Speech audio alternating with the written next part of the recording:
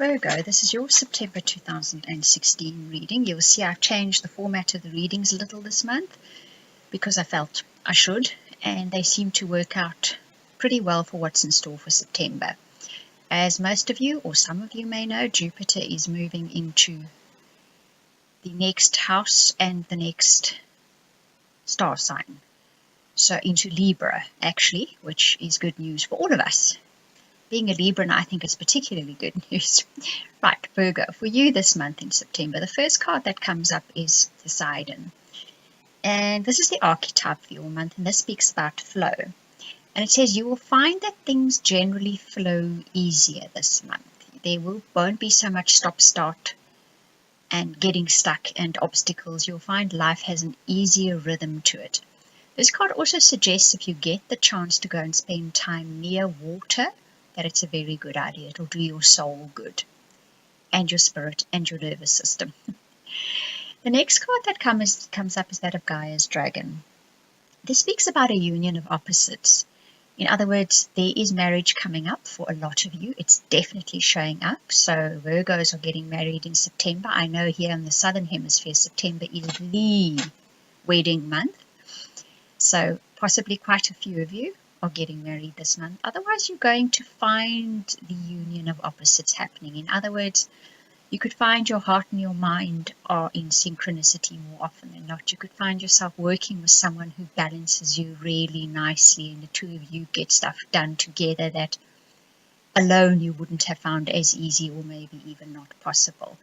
So this is going to play out on many different levels. Then your challenges that you face this month. First of all, something you were getting ready to celebrate, something you were really looking forward to doesn't come through. But this isn't a biggie. This isn't a huge disappointment, because the next card is saying that if you take a broader perspective, if you don't get totally involved in the disappointment of it and you wait a little and you look from the outside and watch what happens next, there's a gift coming your way. This is the gift that the universe is bestowing on you by not giving you that particular thing, in most cases because there's something better it wants to give to you. So if this is a disappointment about something happening in the wedding or something you were relying on, and it's just know something better is going to be coming up. So don't get too involved in that disappointment. In fact, probably don't get involved in it at all. There's something better if you take a better perspective. Now, I divided the reading up into the weeks, and you'll see there's a love card and a general reading card for each week. The first card that comes up is that of chemistry. So there's definite chemistry between you and somebody else. Obviously, if you're getting married this month, then that chemistry does come to the fore between the two of you. There is that union of the opposites happening, and there is the chemistry. Some of you are going to be meeting somebody with whom you do find there is chemistry. Now, if you're in a relationship and you meet someone where there's chemistry, well, that's another ball game. This is probably not the place to discuss it. For some of you who've been wanting a relationship, here comes somebody who ignites that spark in you.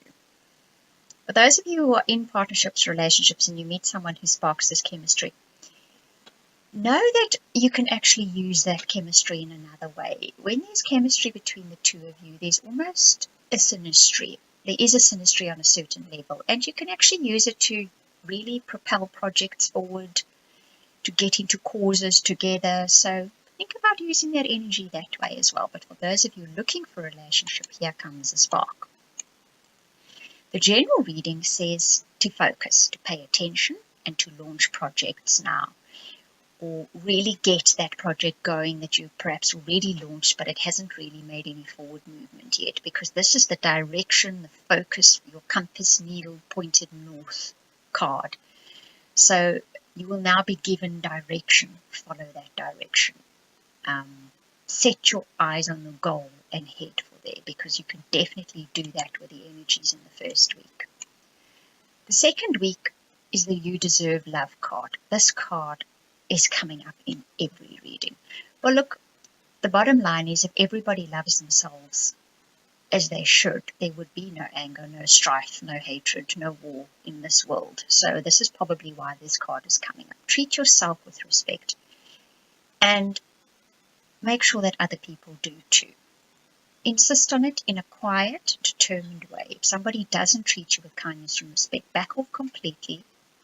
Do it in a quiet way, letting them know that this is not the way that you like to be treated, or nor will you be accept being treated like that. The other side of this is if you are getting married now, those little doubts can crop up.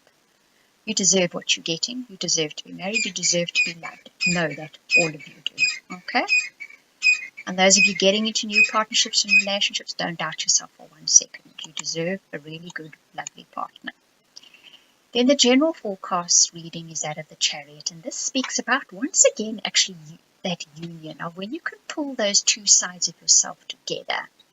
That is when you can head off in a direction that has so much focus and so much energy that you're really going to get moving in that direction. So you need to commandeer your mind and your energy levels and your thoughts all in one direction, and you will find you have this momentum that gathers and drives you forward. That's the message coming through with that. Week 3, we see the wedding happening. Some of you could be attending weddings, and this is where you could meet somebody. So there's definitely this commitment, this deep commitment, this long-term relationship, partnership energy that's prevalent in week 3, however that will relate to you. But there's definitely going to be weddings happening in week 3. Those I can see.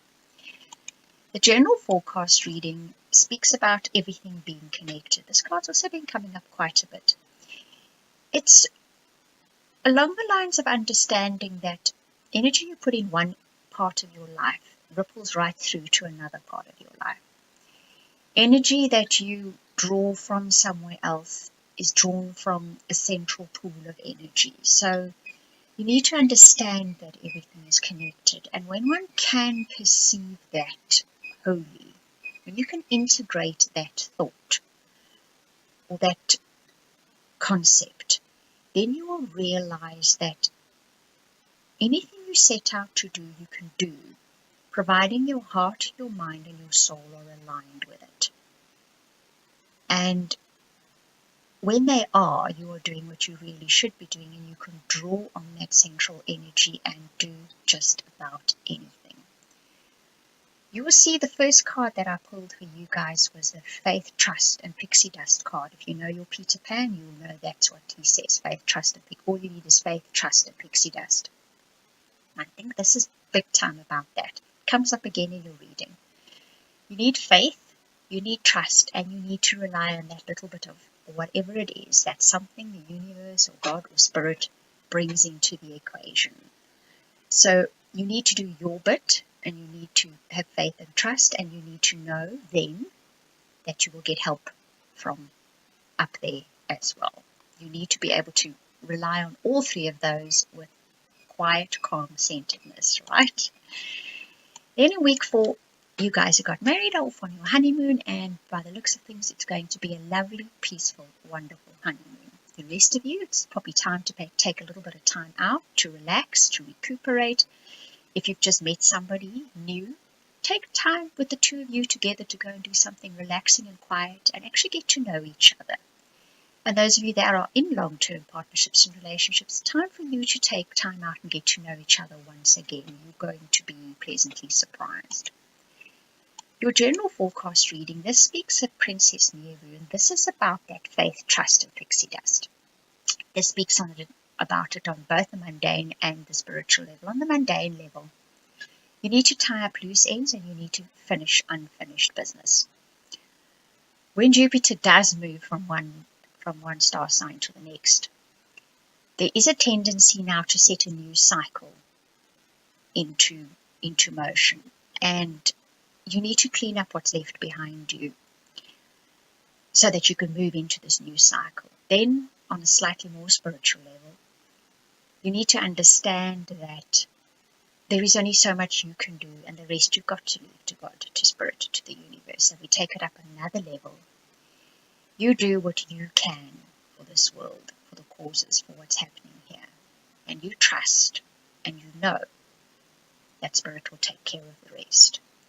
So if there you've got unfinished, unresolved business, if there's someone you haven't apologized to, if there's someone you haven't visited in a long time and you know you should, if there's something in your own spiritual work you haven't done and you know you should, do those things, knowing then that the universe will take care of those things you have no control over.